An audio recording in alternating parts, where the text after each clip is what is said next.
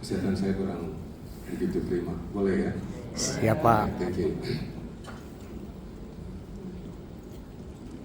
Ya, kemarin siang saya baru diare dan mengalami lemas. Saya rasa mungkin karena saya salah makan.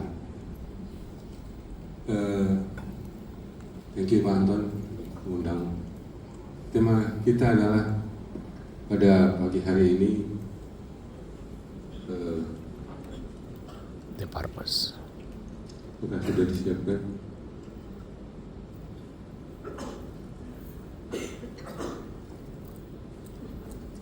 Sisa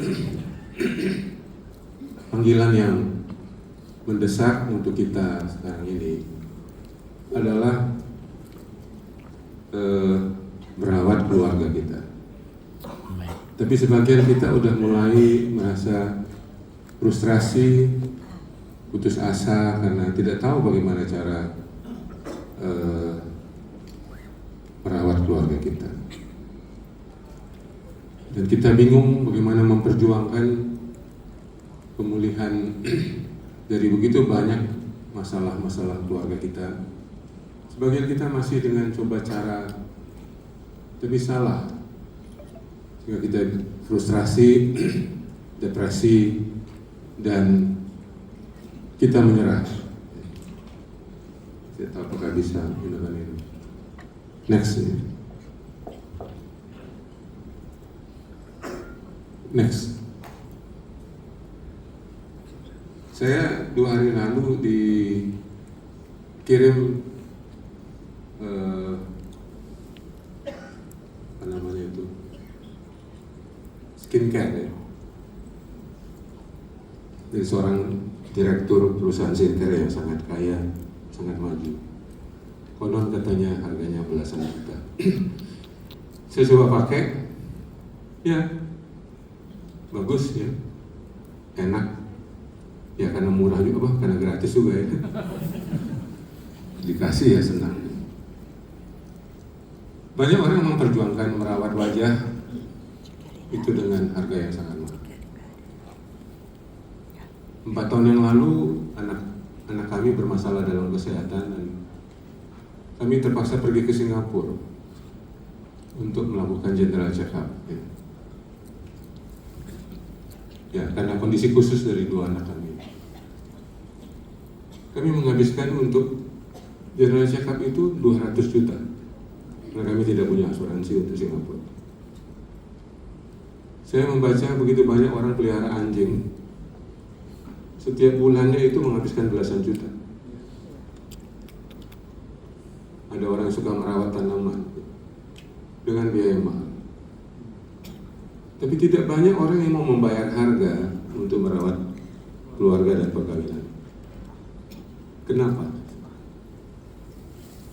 Kita minimal tune up mobil, motor 6 bulan sekali. Tapi kita tidak banyak yang melakukan marital check up. Apakah perkawinan kita masih baik dan sehat-sehat saja?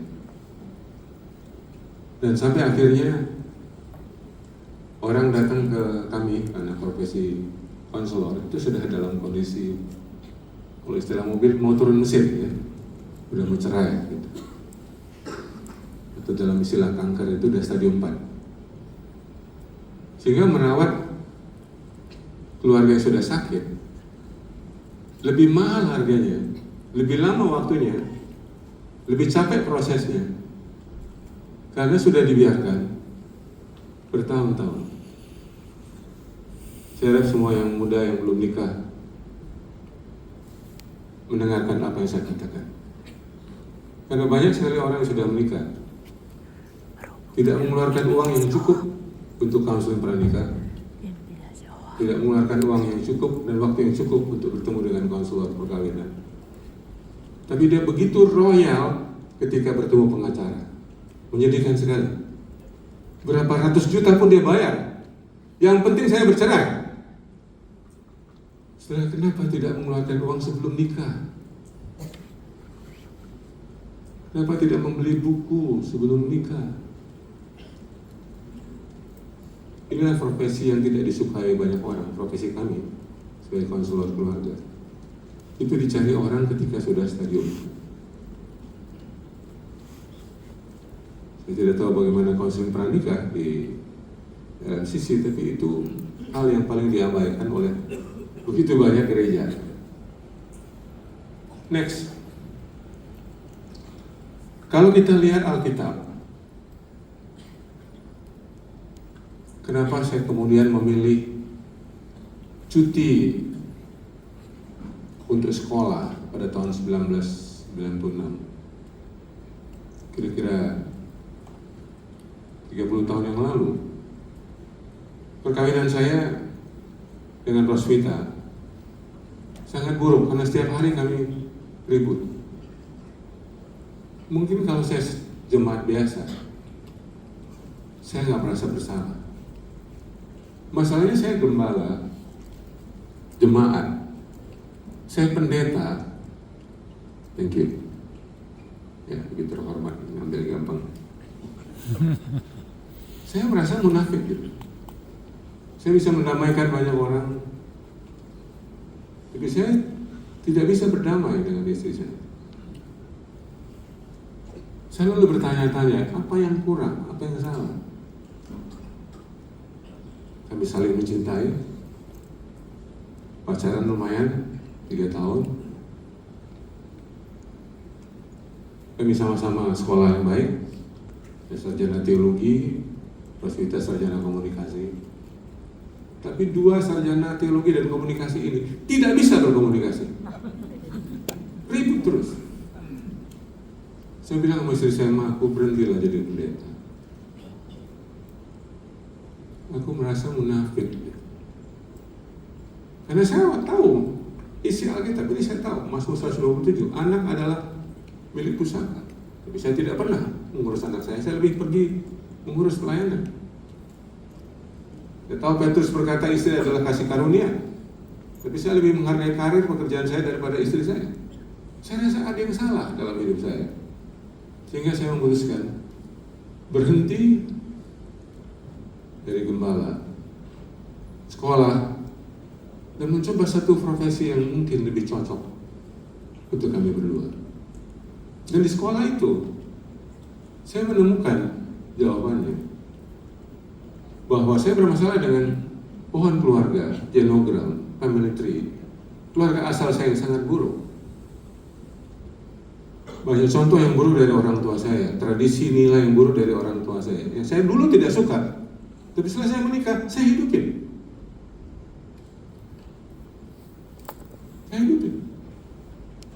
Apa yang dulu saya tidak suka, saya juga lakukan.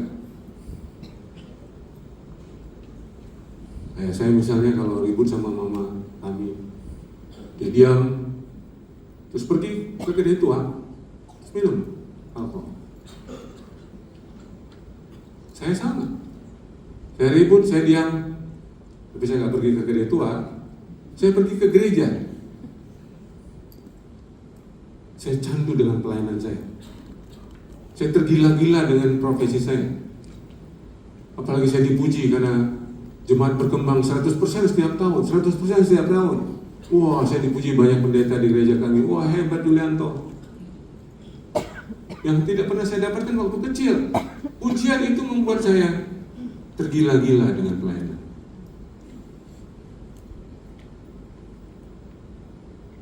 Tapi saya putuskan, cukuplah 5 tahun munafik, saya berhenti. Dan istri saya dukung, dan saya pergi sekolah. Itu cuti saya, boleh dibilang 4 tahun, mengambil 2 program magister. Ya, saya rela turun dari mana mobil, dari naik sepeda motor, ya kan, hidupnya dari beasiswa kan. Itu harga yang harus saya bayar untuk saya bisa mengembangkan karir yang baru. Next. Nah, ini kita bingung. Ketika krisis datang menimpa keluarga kita, tapi generasi dari atas itu bermasalah dengan candu, depresi, dan komunikasi yang buruk, miskin, dingin, dan minim. Itu juga kami alami dalam keluarga kami. Waktu saya lihat 2 anak saya depresi dan saya membawa ke psikiater 10 konselor, saya teringat. Saya pertama kali depresi umur saya 20 tahun. Pertama kali pikiran bunuh diri itu muncul umur 20 tahun. Jadi itu di mana? Di sekolah Alkitab. Jadi waktu saya mendampingi anak-anak dalam kondisi depresi, saya dengan setia dan rajin membawa mereka anytime membawa mereka ke psikiater. Tapi kadang-kadang saya ngerasa ya, waktu saya duduk di rumah sakit jiwa Bogor, dan saya bawa anak saya ke rumah sakit jiwa nih, saudara, mungkin ada orang lihat ini, konselor Julianto ini ngapain di rumah sakit jiwa ya. Tapi saya nggak peduli. Anak saya sakit, saya mesti bawa ke dokter. Saya nggak perlu malu.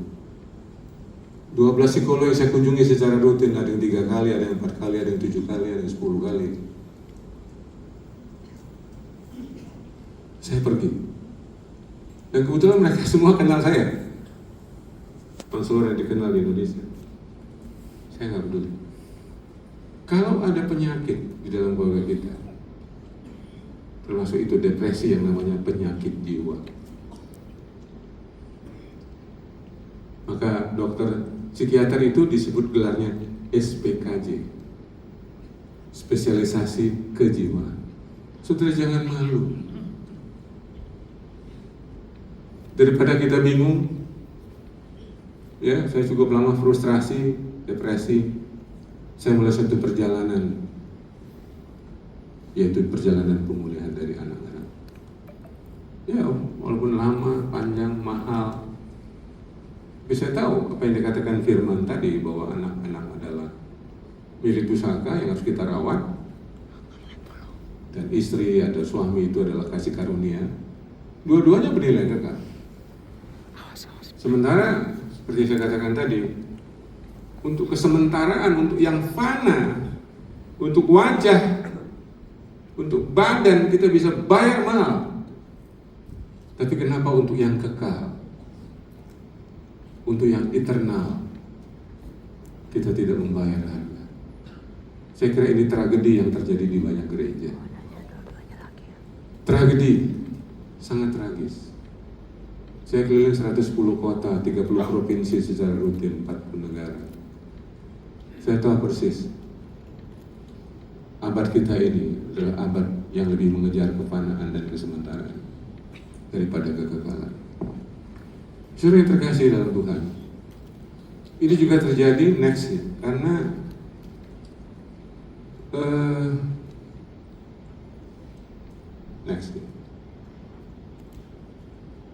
karena ajaran-ajaran gereja itu cenderung tidak seimbang, lebih menekankan teologi sukses, teologi kemakmuran, menekankan tentang kemenangan, bahwa kita lebih daripada pemenang. Tapi kita lupa Alkitab mengajarkan teologi salib, teologi penderitaan, yang semakin hari semakin hilang di gereja. Ya cuma lebih senang memang mendengarkan teologi sukses daripada teologi penderitaan. Lebih menekankan kesembuhan, kebahagiaan, kekayaan, berkat. Ya, tidak salah.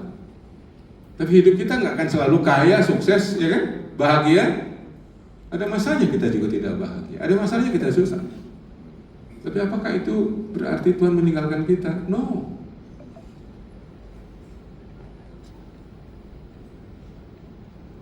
Saya bertahun-tahun satu gerakan karismatik waktu saya SMA. Saya sadar pikiran saya sudah didoktrinisasi dengan Tuhan itu seolah-olah sumber segala-galanya, dan Dia siap menjawab semua doa kita.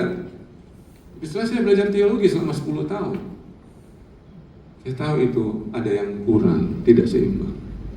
Yesus selalu menekankan tentang teologi salib. Ikutlah aku, sangkal diri, pikul salib. Berulang-ulang, dan muridnya pun tidak mengerti apa ajaran itu. Sampai Petrus berkata, semoga tidak ada terjadi yang buruk dalam hidupmu guru. Yesus bilang, nyala iblis karena engkau tidak memikirkan apa yang dipikirkan Tuhan, tapi dipikirkan oleh manusia. Saya lihat di ruang counseling, banyak klien saya itu nggak bermasalah dengan pendidikan. Dia doktor, dia PhD. Dia nggak bermasalah dengan ibadah percayaannya. Dia tidak bermasalah dengan kekayaannya. Dia cuma bermasalah dengan doktrin teologinya yang tidak sehat. Sehingga dia memandang masalah itu dengan secara negatif. Dia melihat penderitaan itu dari sisi yang kurang bagus. Itu yang dimiliki teman-teman Ayub, Sadrak, Mesak, Abednego. Mereka bilang, Ayub, kamu kalau nggak berdosa nggak mungkin kamu begini. Pasti Tuhan marah sama kamu. Ayub bingung, lah dosa saya apa? Kan dia dikenal sebagai orang yang tidak berdosa, dia orang yang saleh. Sehingga Ayub kesal banget dia. Tapi dia nggak bisa berdaya karena dia udah sakit, temannya ngejek-ngejek. Sedang tidak semua orang yang menderita itu sedang berdosa, sedang dalam kutukan Tuhan. No. Bisa jadi kamu yang sedang tidak bermasalah, itulah masalahmu. Jangan kasihan sama orang bermasalah, karena dia lagi dibentuk oleh Tuhan dengan masalahnya, dengan kesulitannya, dengan beritanya.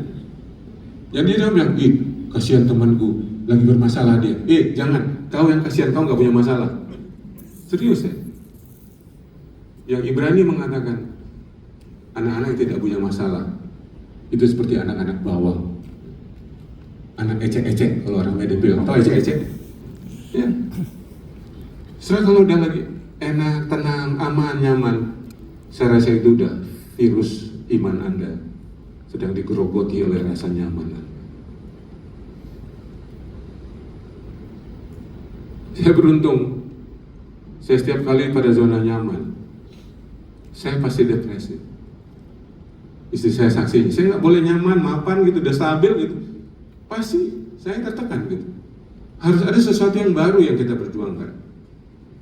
Tapi kadang-kadang Tuhan memang sengaja mengizinkan kita ada satu kesulitan, satu krisis, untuk kesempatan kita menjadi lebih baik daripada sebelumnya. Saya mulai dengan next. Satu lagi, next. Saya baca satu buku, saya kaget sekali. Pertama kali saya membaca tulisan yang berkata, keluarga itu adalah arena peperangan rohani yang paling dahsyat. Ya, kita nggak pernah mendengar ini. Semua peperangan rohani kalau kita mengabarkan Injil, kalau kita di gereja melayani Tuhan, kalau kita melakukan pekerjaan misi, no. Peperangan rohani sesungguhnya ada di rumah kita. Saudara rasakan aura-aura serangan, cobaan, tantangan di rumah. Coba kalau saudara kerja di kantor, saya lihat semua staf saya happy di kantor itu. Tapi kalau dia pulang ke rumah, nah masalah mulai muncul tuh, tengkar, konflik, ribut, ya kan, nangis, ya. Saling menghina, saling menyerang. Saudara bisa rasakan itu. Efesus 6 mengatakan, peperangan kita bukan melawan darah dan daging, jadi melawan roh-roh jahat yang ada di udara, penguasa-penguasa di udara. Dan dia tidak sibuk di gereja karena dia takut sama saudara. Udah menengking dia dalam nama Yesus, setan pergi dia. Tapi dia tunggu Anda di rumah. Halo? Dia nggak peduli kamu usir dia sini. Oke, saya tunggu kamu di rumah. Dan di rumah lupa kita usir setan. Makanya setannya rajin dan aktif. Maka kadang-kadang kita nggak betah di rumah. Dikit-dikit mau keluar, mau ke mall, mau ngafe, mau sama teman. Aduh, kita lihat dia mall, kafe, restoran, toko kopi, rasanya berjamur ya, berjibun ya. Aduh, orang kalau pulang kantor gitu ya, yuk ngafe dulu yuk. Gitu. Kenapa? Rumahnya sudah tidak menyenangkan. Anda pernah di rumah anak Anda, mama datang, papa datang. senang banget gitu. Kejadiannya malah enggak. Dengar suara mobilnya, bapaknya pulang, "Mak, bapak pulang, aku ke kamar dulu ya." Rasanya mau ketemu setan kalau sama bapaknya. Dan klien saya, istri-istrinya langsung masuk kamar, pura-pura tidur kan. Kenapa mah? Sakit. Daripada ribut, ngobrol, tengkar, sakit, capek. Dan nanti kalau ngajak hubungan suami istri, ngantuk. Cari-cari alasan supaya nggak usah ngobrol lah sama-sama. Capek ngobrol sama kamu. Ini peperangan Tuhan, bukan main-main. Bukan main. Sudah terkasih. Next, banyak orang sedang berjuang menuju kemuliaan. Perbaikan komunikasi. Klien saya datang, membayar harga yang mahal untuk counseling. Berbulan-bulan, bertahun-tahun. Saya tahu mereka berusaha membayar harga, tapi relatif sudah telat. Tahu kenapa telat?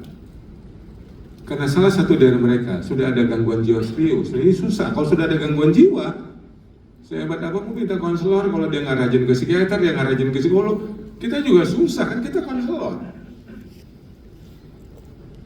Tapi ada yang berani membayar harga. Mereka mau assessment, mereka mau ke psikiater. Mereka kebanyakan pulih dengan cepat. Bandingkan yang gengsi, ngapain ke psikiater? Emang gue gila? Ya memang gila. Emang sakit jiwa kan? Mungkin nama sakit jiwanya bukan gila, mungkin ada schizophrenia, ada depresi, ada anxiety. Tapi sudah orang bingung. Maksud saya, waktu bermasalah dengan anak-anak, apa yang saya lakukan? Saya makin sibuk. Saya makin sering diundang. Saya terima undangan begitu banyak. Saya bisa terbang 130 kali setahun. Saya khotbah sana, saya ceramah sana, saya ngajar sana. Tapi kalau saya periksa hati saya, sebenarnya saya frustrasi tidak bisa memperbaiki komunikasi dengan anak saya. Itu terjadi tahun 2012, 13 tahun yang lalu. Sampai pada akhirnya 2014 saya memutuskan, saya menolak undangan-undangan. Saya memilih di rumah saja. Tahun saya bisa nolak 100 undangan, menghilangkan banyak modul di lembaga. Saya rasa anak saya lebih penting daripada undangan-undangan itu. Bukan kecil, saya kehilangan income 800 juta setahun. Tapi saya periksa tabungan saya cukup, saya nggak terima undangan, saya juga cukup. Sampai tahun ini, saya setiap tahun menolak 100 undangan. Kecuali undangan Pak Anton, nggak berani saya tolak itu. Ini teman lama saya, Pak Anton sama Bu Lisa ya. Jadi saudara, kalau saudara berani membayar harga untuk kesehatan fisik, sekolah sampai dokter, master untuk bisa punya pekerjaan yang baik, ada satu yang harus Anda bayar. Bagaimana perkawinan ini lebih sehat dan waras, lebih baik. Ada banyak sikap pada umumnya. Next, kita saling menyalahkan, sangat umum ya. Saling menyerang. Yang kedua adalah kita frustrasi dan lari dari masalah. Seperti saya katakan tadi, saya makin sibuk, saya makin pergi pelayanan sana, pergi. Itu adalah pelarian, itu bukan pelayanan.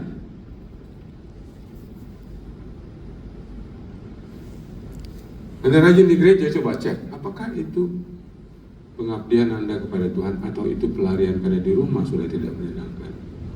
Yang ketiga, saudara, adalah kita kadang-kadang merasa berdosa, next, merasa ada kutuk, ya, next. Ya. Jadi kalau kita lihat, kita tuh bisa menyalahkan diri kalau ada masalah. Apakah ini dosa nenek moyang, ya? Apakah ini dosa mama saya, kakek saya bercerai, mama saya bercerai, sekarang saya lagi konflik. Saya mau bercerai sama suami. Jangan-jangan ini kutuk. Ini ada pemikiran-pemikiran itu ya. Bukan. Yang ada adalah proses pembelajaran yang salah. Kita belajar dari orang tua, melihat contoh yang buruk, mengcapture kebiasaan yang buruk. Nah, akhirnya kita menghidupi apa yang salah, bukan karena saudara dalam kondisi utuh, kecuali Anda belum di dalam Kristus. Ya. Ada juga reaksi yang lain adalah kita melarikan diri dari dalam kesibukan. Saya ulang saya lagi. Kita lari tadi. Ya, pelariannya baiklah, main golf ya. Baguslah, pelariannya olahraga. Sampai istrinya bilang, "Wah, kalau suami saya main badminton Pak, 3 jam, 4 jam, hahaha sama temannya." Sampai rumah Pak, bisu dia. Oh, di gereja Pak, suami saya, shalom, haleluya, haleluya. Sampai di rumah, bisu dia Pak. Itu ada masalah, susah. Jangan anggap itu hal biasa. Next. Nah, mari kita lihat apa itu pemulihan keluarga. Ini saya jamnya berapa menit lagi saya di mana ya? Ini tinggal 4 menit lagi, benar? Hah? Daripada saya suruh turun sama Pak Anton, saya mau berhenti dulu Pak. Nah, saudara, banyak kita itu ke gereja, ke konselor, ingin sekali mengejar pemulihan, ingin lebih senang, bahagia. Tapi menurut kitab suci, tujuan hidup kita bukanlah kebahagiaan, bukanlah pemulihan. Fokus Alkitab, kita harus memandang salib. Kalaupun kondisi kita buruk, kita melihat salib. Karena sering sekali Tuhan mengizinkan masalah dalam hidup kita untuk menghasilkan pertobatan, bukan pemulihan. Bukan kita lebih bahagia, bukan kita lebih senang. Jadi saudara, Tuhan akan membawa kita bukan kepada kesembuhan, bukan kebahagiaan, bukan pemulihan, tapi kita kembali kepada Tuhan. Bertobat. Next, jadi banyak orang memaknai pemulihan itu adalah lepas dari masalah, lepas dari penyakit, ya, lepas dari masalah finansial. Bukan. Saya harus katakan sebagai seorang kanselor yang mendampingi klien saya puluhan tahun, pemulihan itu adalah saudara dan saya menerima kesulitan yang ada, menerima masalah yang ada, menerima kegagalan yang ada, pengkhianatan yang ada. Cukup. Pemulihan itu bonus, kebahagiaan itu bonus, Anda senang itu bonus. Bukan itu yang saudara kejar. Kalau saudara mengejar kebahagiaan ke gereja, saudara salah tempat. Karena berkat Tuhan itu ada di rumah. Gereja itu tempat berbagi berkat yang ada di rumah. Jadi yang saudara cari berkat di sini. Di sini bukan tempat mencari berkat, di sini tempat berbagi berkat. Kalau saudara menjadikan gereja tempat mencari berkat, saudara akan masuk kelompok orang Kristen yang nama gerejanya gereja Kristen keliling yang kudus dan am, keliling-keliling, gak ada berkat, keliling, gak ada berkat, keliling. Saudara akan dapat berkat di gereja. Di sini Anda berbagi berkat yang Anda dapat di rumah. Nah, kalau di rumah Anda nggak dapat berkat, bikin apa di sini? Jadi sumber masalah di sini. Bikin konflik, ngomongin pendeta, ya kan, jelekan gereja. Jangan saudara ke gereja untuk mencari berkat. Nah, mari kita lihat kenapa Tuhan mengizinkan anak-anaknya menderita. Karena Tuhan mau mengajar kita bahwa tujuan hidup adalah kita bisa memuliakan Tuhan meskipun dalam penderitaan. Saya ulang sekali lagi. Tujuan Tuhan mengizinkan penderitaan adalah supaya kita mampu menyembah Tuhan di dalam penderitaan kita. Seperti Ayub. Ayub tetap menyembah Tuhan walaupun dia sakit. Anaknya meninggal, istrinya meninggalkan dia. Saudara, Ini satu pengajaran yang dalam yang saya terima. Apakah saudara masih bisa menyembah Tuhan, memuliakan Tuhan jika Anda hidup dalam penderitaan? Anak saya pernah menulis satu artikel. Dia mengatakan, kenapa Tuhan tidak menjawab doa kita? Kenapa Dia tidak memberi mujizatnya? Karena Dia ingin memberi dirinya menemani kita dalam badai masalah kita. Wah, itu kalimat menyentuh hati saya. Dia bisa menjawab doa kita. Dia bisa memberi mujizat. Tapi dalam sejarah orang Israel, sekali dijawab doanya, sekali diberikan mujizat, mereka nyembah berhala lagi. Dijawab, mereka meninggalkan Tuhan. Jadi Tuhan sudah belajar dari kekerasan hati manusia bahwa yang dibutuhkan oleh kita bukan jawaban doa. Yang kita butuhkan adalah Dia menemani kita dalam badai. Amin. Saya kampung tidak sadar doamu sedang tidak dijawab, tapi Tuhan ada di dalam diri Anda. Dia tetap menemani kita. Jadi mohon janganlah kejar mujizat. Saudara, Tuhan itu bukan tukang sembuh, dukun, ya, tukang yang kasih kemauan kita. Please, Dia Tuhan yang maha besar.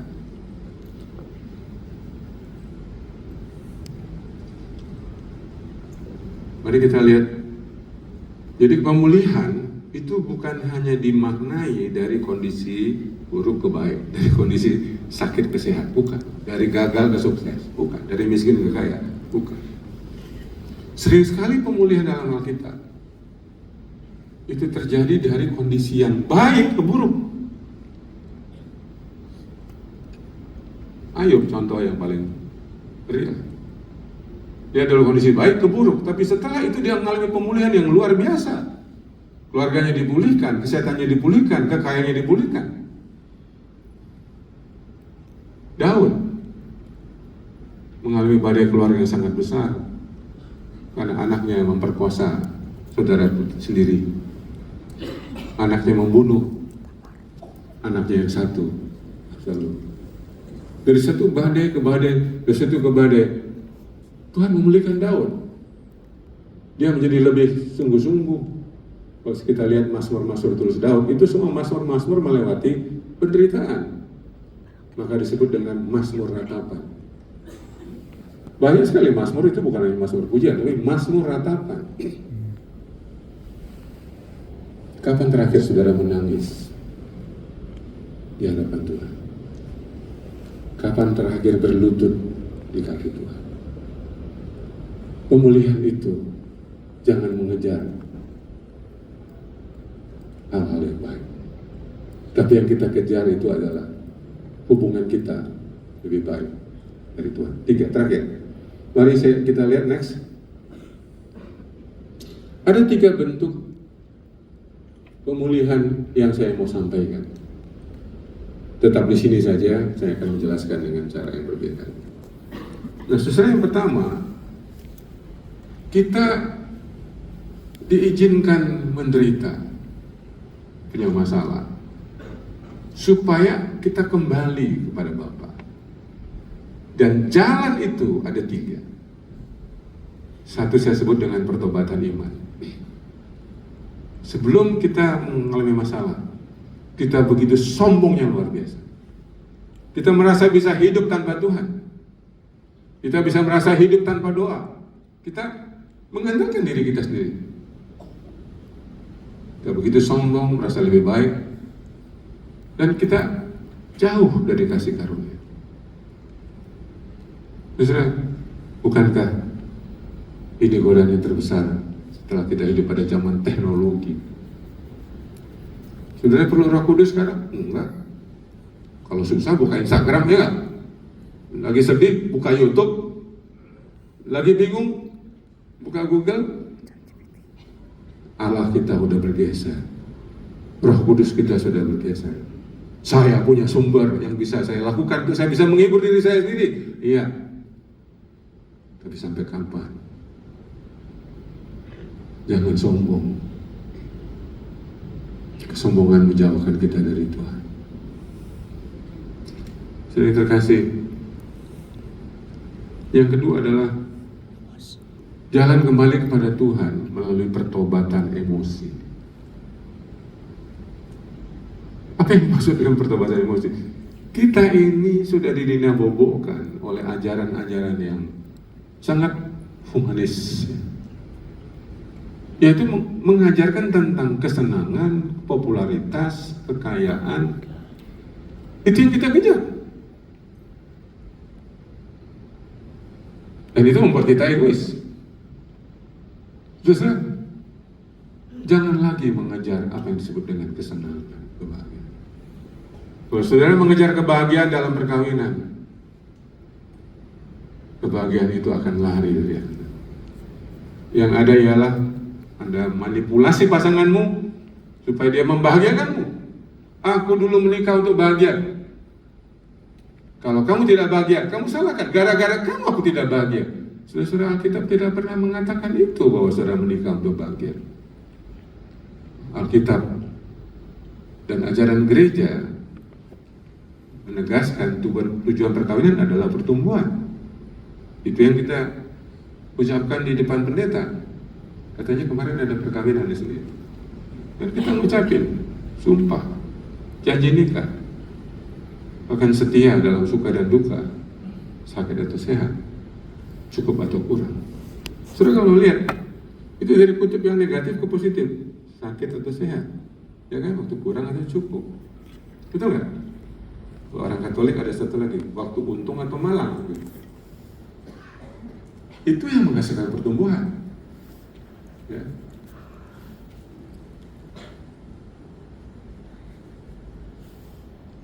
Jadi saudara yang terkasih, pertobatan emosi ini penting sekali karena kita ini udah terlatih mengejar kesenangan, hiburan dengan sosial media kita. Nggak salah, saya juga pengguna sosial media.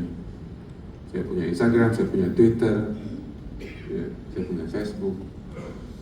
Tapi jangan sampai kita menjadikan itu berhala untuk kita senang.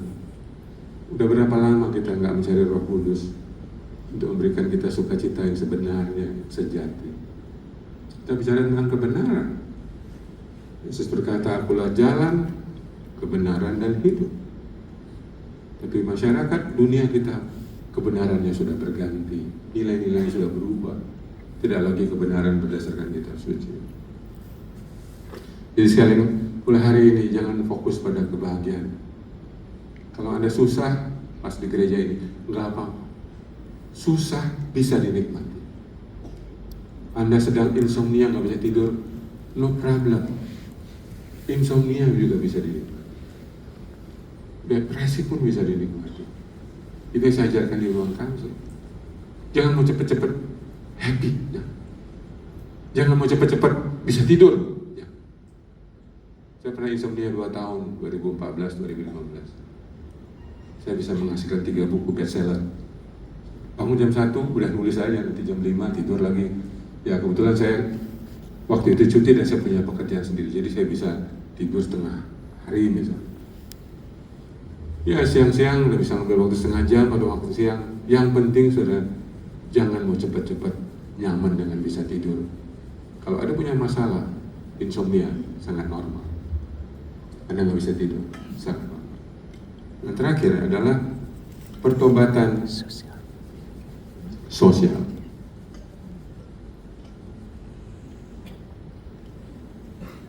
Sebelum ada masalah anak-anak kami, saya dan Roswita itu boleh dibilang seringkali salah paham, bertengkar atau komunikasinya nggak dalam gitu, ya superficial lah ya. Tapi setelah ada masalah anak kami lagi intens berdiskusi. Ini gimana? Kita mau bawa kemana? Ini apa solusinya? Sudah tanpa sadar, masalah itu membuat kita lebih dekat satu sama yang lain. Ya. Sebelum ada masalah, kita merasa kita lebih baik, kita lebih bermoral, lebih rohani, ya kan, lebih hebat. Dan masalah membuat kita mulai terhubung, tersambung, dan tergantung. Ingat kata-kata ini. Masalah itu membuat kita lebih terhubung, tersambung, dan tergantung. Kita membutuhkan pasangan kita. Kita membutuhkan anak-anak kita. Kita membutuhkan orang tua kita. Itulah rezeki dari masalah-masalah yang sedang kita hadapi.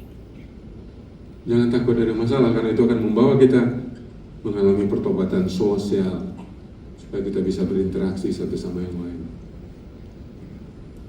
Dan Tuhan akan memuliakan kita. Kami mencari 12 psikolog, 5 konselor psikiater, mencari mentor, mencari teman seperjalanan. Itu adalah rezeki dari masalah. Sebagai penutup, jangan hilang harapan. Meskipun masalah banyak. Alkitab berkata, kesengsaraan menimbulkan ketekunan.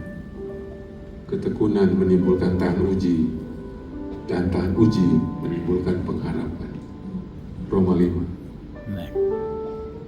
Sengsara membuat kita lebih tekun, membuat kita lebih tahan uji, lebih tangguh, dan satu lagi, membuat kita ada harapan. Saya mau kasih tahu definisi harapan. Harapan ialah kumpulan ingatan-ingatan positif, kumpulan dari memori-memori orang-orang yang mencintai kita. Kalau saudara punya banyak kenangan manis, orang-orang baik dalam hidup Anda, masalah berat apapun tidak akan mengganggu saudara. Saya bekerja di rumah sakit jiwa pada tahun 1997. Mereka itu semua tidak punya heart warmer, tidak pernah mengingat ada orang baik dalam hidup mereka. Tujuannya cuma satu, bunuh diri. Jadi mulai hari ini kumpulkan, ingat, catat, hubungi orang-orang baik. Thank you, kamu sudah berbuat baik kepada saya. Kalau bisa Anda temukan 50 kenangan baik, saya jamin Anda waras selamanya. Amin. Tapi kalau Anda ingat hanya orang jahat, orang jahat, kok ini fitnah saya, kok jahat, sudah. Hidup Anda suntuk. Untuk apa saudara ingat orang jahat? Kalau ada orang baik? Nah. Untuk apa ingat pengalaman-pengalaman buruk? Kalau ada pengalaman baik? Ya. Saudara menyeleksi apa yang boleh masuk ke sini. Amen. Karena apa yang di sini menyentuh di sini. Saudara, jangan ditelan semua. Kiranya Tuhan menolong kita. Amen. Dan selalu ingat keluarga itu adalah beban manis dalam hidup kita. Amen. Beban, masalah ada. Tapi dia menjadi manis karena ada tujuan Tuhan di dalam. Dia menjadi manis karena Tuhan hadir di dalam keluarga kita. Saudara ingat Alkitab berkata, sekali-sekali aku tidak meninggalkan engkau. Ya. Sekali-sekali aku tidak akan membiarkan engkau. Ya. Aku akan menyertai engkau sampai hari kiamat. Dan satu lagi, kita boleh kehilangan apa saja. Apa saja. Termasuk pacar. Asalkan jangan satu, kehilangan harapan. Amin. Itu satu-satunya modal kita untuk bertahan hidup, untuk kita bisa survive, untuk bisa kita tangguh. Harapan, hope. Anda boleh kehilangan apa saja, satu yang saudara jaga, harapan. Yang saya bilang tadi, kumpulan-kumpulan orang baik, memori-memori yang baik. Saudara mungkin buka album, buka Instagram, catat lagi, banyak pengalaman baik, walaupun ada pengalaman buruk. Tuhan mau kita menyembah Dia dalam segala keadaan. Mari kita